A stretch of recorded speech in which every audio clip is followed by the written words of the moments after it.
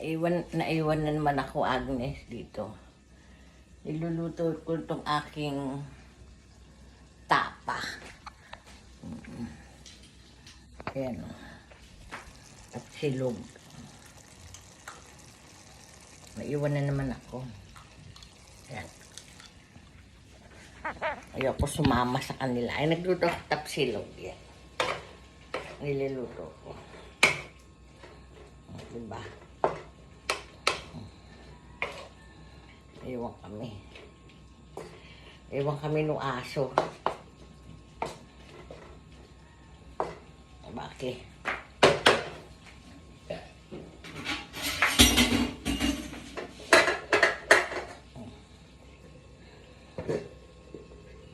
Yan.